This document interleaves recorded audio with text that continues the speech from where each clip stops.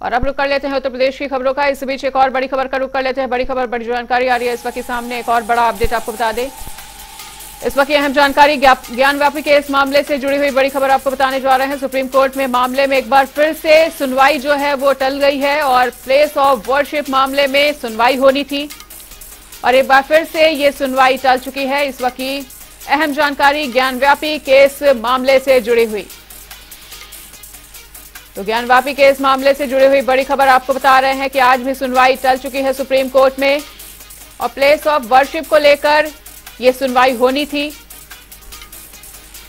और फिलहाल supreme court में अगले हफ्ते अब मामले की सुनवाई होगी और सुप्रीम कोर्ट ने मुस्लिम पक्ष को अपने पक्ष रखने के लिए कहा है।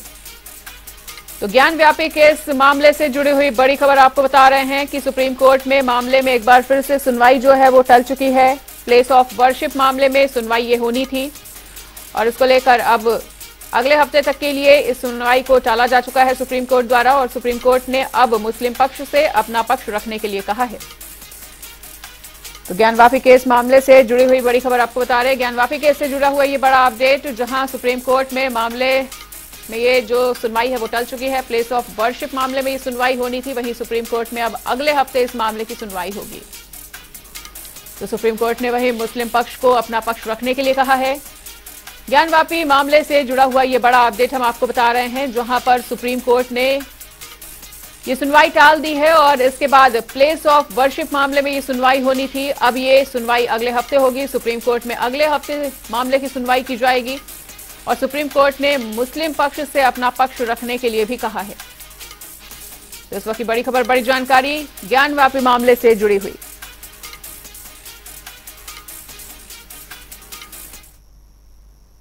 वहीं आज योगी कैबिनेट की बैठक भी हुई और ये बैठक मुख्यमंत्री योगी आदित्यनाथ की अध्यक्षता में संपन्न हुई। बताना चाहेंगे कि इस बैठक में करीब 17 प्रस्ताव पास हुए हैं और एनटीपीसी को ओबरा में 800 मेगावाट के 2 प्लांट लगाने की भी मंजूरी मिली है। इसका नाम ओबरा डी होगा, जो कि 500 एकड़ में बनेगा। यूपी सरकार और एनटीपीसी का 50-50% इसमें होगा और 30% राज्य सरकार देगी। 70% बैंक से लोन लेकर इसे तैयार किया जाएगा और उत्तर प्रदेश का पहला सुपर अल्ट्रा प्लांट ये होगा। इसका बजट 17,985 करोड़ रुपए है और पहली यूनिट 5 महीने में और दूसरी यूनिट उसके 6 महीने में बनकर तैयार हो जाएगी। तो योगी जी की कैबिनेट की बैठक संपन्न हुई है और सीएम योगी की अध्यक्षता में ये बैठक की संपन्न हुई और इस बैठक के दौरान 17 प्रस्ताव पर मुहर लगती हुई नजर आई है। तो आपको बता दें कि योगी कैबिनेट की आज अहम बैठक होनी थी और सीएम योगी आदित्यनाथ की अध्यक्षता में यह बैठक संपन्न हुई है और इस बैठक के दौरान बैठक में 17 प्रस्ताव पर मुहर लगी है।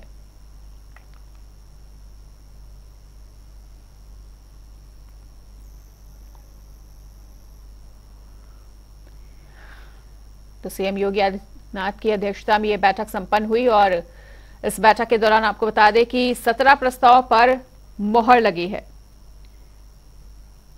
तो आज योगी कैबिनेट की बैठक थी 11 बजे से और बैठक संपन्न होने के बाद प्रेस कॉन्फ्रेंस करके तमाम जानकारी को मीडिया से रूबरू करवाया गया। ऊर्जा मंत्री ने खुद प्रेस कॉन्फ्रेंस करते हुए तमाम जानकारी को मीडिया के सामने रखा। वहीं बैठक में 17 प्रस्ताव पर मुहर लगती हुई सीएम योगी आदित्यनाथ की अध्यक्षता में यह बैठक संपन्न हुई है।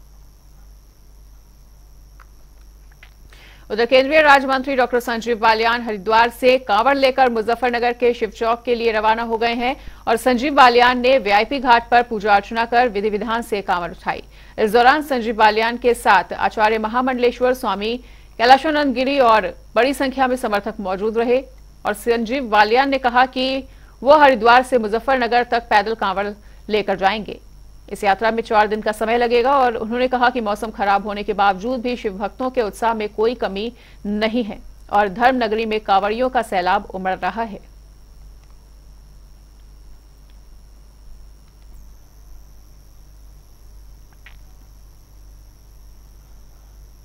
माध्यमिक शिक्षा मंत्री गुलाबो देवी ताजनगरी आगरा के दौरे पर रही, जहां उन्होंने अखिल भारतीय विद्यार्थी परिषद के 75वें स्थापना दिवस में शिरकत की और प्रतिभाशाली छात्रों को सम्मानित किया। तो वहीं उन्होंने छात्रों को संबोधित करते हुए कहा कि शिक्षा के क्षेत्र में सरकार तेजी से कार्य कर रही है और आगरा में जितने भी सरकारी स्कूल हैं उनका जल्द ही कायापलट किया जाएगा। इसके लिए सरकार ने 33 करोड़ रुपए का बजट भी पास किया है। माध्यमिक शिक्षा ने एक नया कीर्तिमान स्थापित किया है।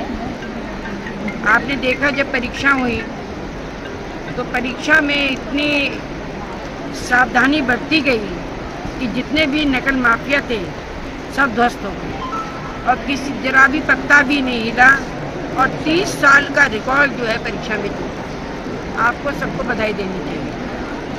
100 साल का रिकॉर्ड इसलिए टूटा कि 58 लाख बच्चों ने परीक्षाएं दी और 14 दिन के अंदर उनका रिजल्ट आ गया और कितना बढ़िया रिजल्ट रहा हाई स्कूल का और इंटर का, ये भी रिकॉर्ड टूटा।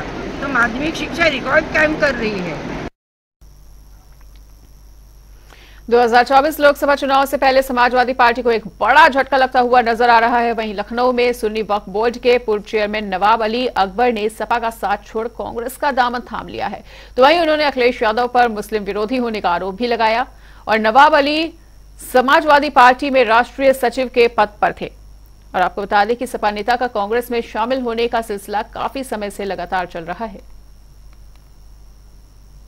और हम लोगों का विश्वास जीते हैं, दिल भी जीतेंगे और आने वाले 2024 में जो एक अगुवाई में महागठबंधन की अगुवाई में देश एक करवट ले रही है तो भाजपा को परस्त करके जो है कांग्रेस की अगुवाई में देश में सरकार बनेगी। विश्व जनसंख्या दिवस पर आगरा में एक रैली का आयोजन हुआ और इस रैली को केंद्रीय स्वास्थ्य राज्य मंत्री एसपी सिंह बघेल ने हरी झंडी दिखाकर रवाना किया। आपको बता दें कि रैली में तमाम स्वास्थ्य कर्मचारी, एनसीसी कैडेट्स और छात्र शामिल हुए। और दरअसल देश में लगातार जनसंख्या बढ़ रही है और ऐसे में जनसंख्या को रोकने के लिए लोगों को जागरूक करना बेहद जरूरी हो जाता है और इसी को देखते हुए स्वास्थ्य विभाग ने इस रैली का आयोजन किया था, जिसे आज हरी झंडी दिखाकर रवाना किया गया। लखनऊ में सीएमएस अशरफाबाद कैंपस द्वारा आयोजित होने वाले अंतर्राष्ट्रीय सर्वधर्म सम्मेलन को लेकर प्रेस कॉन्फ्रेंस का आयोजन किया गया, जिसमें सम्मेलन को लेकर जानकारी दी गई। 14 से लेकर 16 जुलाई तक चलने वाले सम्मेलन में आरएसएस की तरफ से राम माधव, बीजेपी प्रवक्ता सुधांशु द्विवेदी और वरिष्ठ नेत्री भारतीय जनता पार्टी समेत देश भर से विभिन्न धर्मों के धर्मगुरु इसमें शामिल होंगे। नाम पर दूरियां बढ़ती चली जा रही और ये विनाश का कारण है।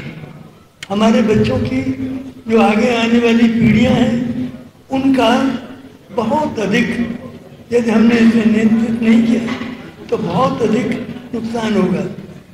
The future of over 2.5 billion children of the world and the generation yet to be born has become progressively more insecure and unprotected during past 7 decades since the bombing of Hiroshima and Nagasaki and the recent spread of international terrorism, global warming, environmental degradation, stockpiling of arms and ammunition, and ever-increasing expenditure on military research and fear of the third world war and nuclear holocaust।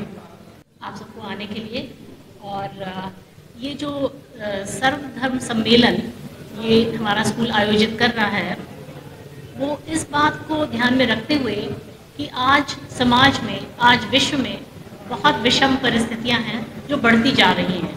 जैसे कि विश्व का वायुमंडल गर्म होता जा रहा है।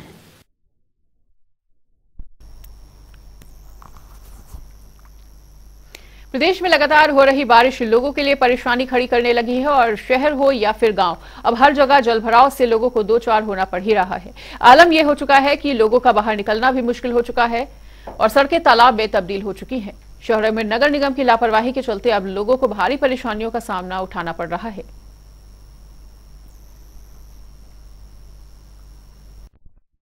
इस समय हम सहारनपुर के खुबरान पुल पर खड़े हुए हैं। हमारे पीछे पावधोई नदी बह रही है जो अपने दोनों किनारों को तोड़ते हुए बाहर निकल आई है और इस कारण आसपास की स्वतंत्र नगरी, जवाहर पार्क, मदनपुरी कॉलोनी,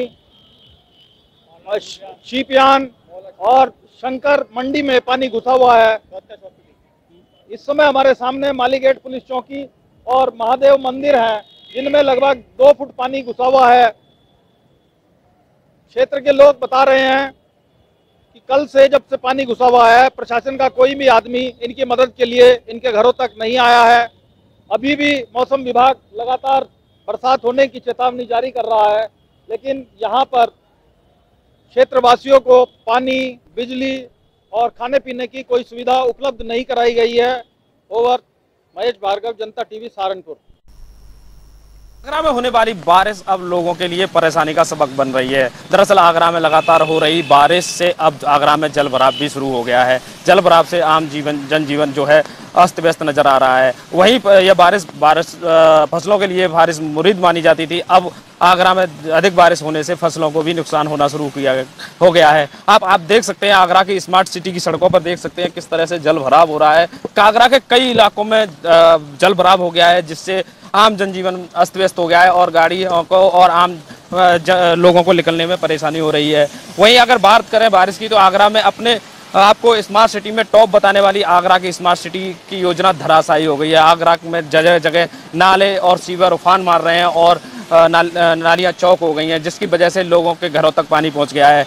रात में हुई बारिश के कारण तमाम जगह ऐसी स्थिति बनी हुई है जहां लोगों को काफ़ी परेशानी का उठानी पड़ रही है। वहीं बात करें फसलों के लिए, तो अब किसानों के खेतों में लगातार हो रही बारिश से पानी भर गया है, जिसके बाद अब फसलों को नुकसान हो रहा है और सब्जियों की जो फसल है वो बर्बाद हो रही है। और वहीं स्मार्ट सिटी की बात करें तो स्मार्ट सिटी में आगरा में लगातार बारिश के कारण नाले नालियाँ चौक हैं। वहीं अगर बात करें स्मार्ट सिटी के दावे करने वाली जो नई मेयर हैं हेमलता दिवाकर कुशवाहा, उन्होंने पहले बताया तो था आगरा में जहां जल भराव होगा वहां स्थिति को जाकर देखा जाएगा, लेकिन अभी तक आगरा की स्थिति जल भराव में स्थिति बहुत खराब है, जिसके कारण को खासी परेशानी का सामना उठाना पड़ रहा है। ब्रज किशोर शर्मा, जनता टीवी, आगरा। एसडीएम ज्योति मौर्य और पति आलोक मौर्य के परिवार का मामला अब पारिवारिक कोर्ट पहुंच चुका है और आज दोनों को प्रयागराज के फैमिली कोर्ट में पेश होने के लिए बुलाया गया था, लेकिन ज्योति मौर्य कोर्ट में पेश नहीं हुई, जबकि आलोक मौर्य अदालत में पेश हुए। ज्योति के वकील ने उनकी तरफ से हाजिरी माफी की अर्जी दी। वहीं एसडीएम के पति आलोक मौर्य ने कोर्ट में कहा कि उन्हें अपने बच्चों से मिलने दिया जाए।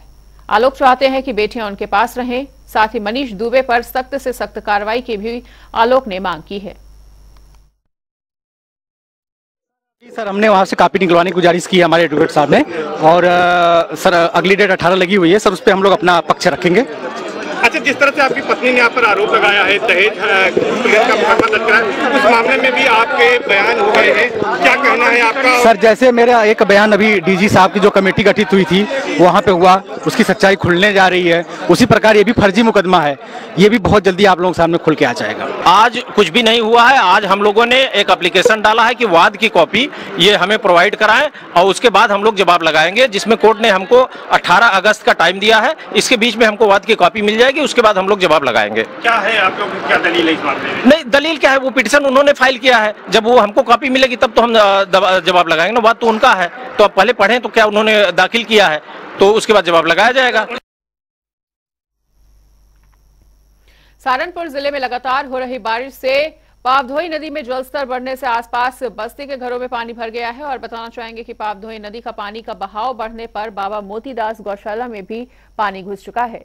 इसके बाद सूचना मिलने पर राष्ट्रीय स्वयंसेवक संघ के स्वयंसेवकों ने लगभग 135 गायों को सुरक्षित ठिकानों पर पहुंचाया और गौशाला में पानी भरने की सूचना पर जिलाधिकारी डॉक्टर दिनेश चंद्र सिंह और नगर आयुक्त गजल भारद्वाज भी गौशाला पहुंचे।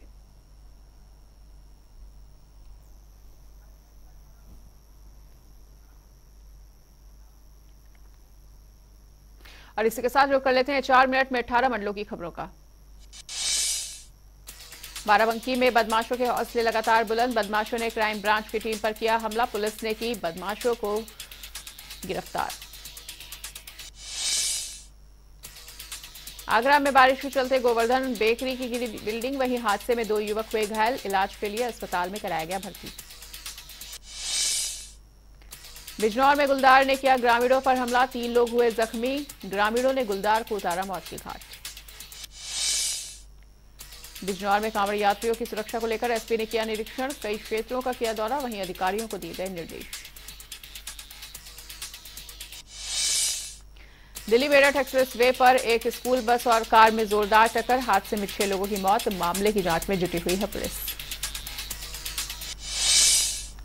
सहारनपुर में जल का तांडव, लगातार 3 दिन से हो रही है भारी बारिश, पुलिस के जवानों ने 40 से अधिक लोगों को पहुंचाया सुरक्षित जगह। फर्रुखाबाद में युवक की धारदार हथियार से की गई हत्या, इलाके में मचा हड़कंप। वहीं शव को कब्जे में लेकर जांच में जुटी पुलिस। आगरा में छात्रों का गुट बना पुलिस के लिए मुसीबत। वहीं छात्रों ने सोशल मीडिया पर डाले रंगबाजी के वीडियो। लॉरेंस बिश्नोई की ऑडियो पर बनाए गए हैं वीडियो। अमेठी के दौरे पर ओम प्रकाश गोला यूसीसी पर दिया बयान। कहा, यूसीसी पर कानून से सभी को मिलेगा फायदा। मथुरा में पुलिस के हाथ लगी बड़ी कामयाबी। पेट्रोल पंप पर हुए लूट में 2 लोगों को लिया गया है हिरासत में। वहीं आरोपियों के पास से हथियार सहित कारतूस बरामद। लखनऊ में बीए की छात्रा की हत्या का मामला आया प्रकाश में। परिजनों ने जताई दुष्कर्म की आशंका। वहीं मामले की जांच में जुटी हुई है पुलिस। शाजापुर में राष्ट्रीय गौ रक्षक के कार्यकर्ताओं का प्रदर्शन। जनसंख्या नियंत्रण को लेकर मजिस्ट्रेट को सौंपा गया है ज्ञापन। जनसंख्या नियंत्रण पर कानून बनाने की रखी गई है मांग।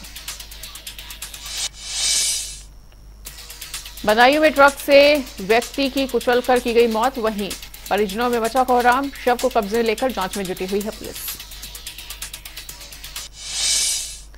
तिकोनिया हिंसा कांड मामले में सुनवाई। आशीष मिश्रा की बढ़ी जमानत। 26 सितंबर को होगी मामले की अगली सुनवाई। उन्नाव में नहर में तैरता हुआ मिला एक अज्ञात शव। इलाके में मचा हड़कंप। शव को कब्जे में लेकर जांच में जुटी हुई है पुलिस।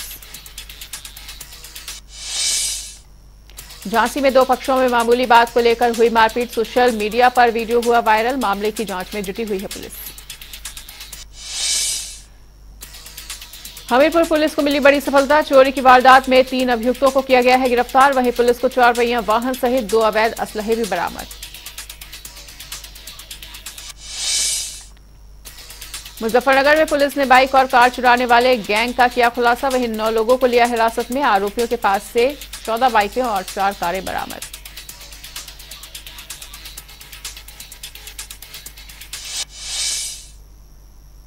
और फिलहाल यहां पर रुकेंगे छोटे से ब्रेक के लिए। खबरों का सिलसिला लगातार जारी है, देखते रहिए जनता टीवी।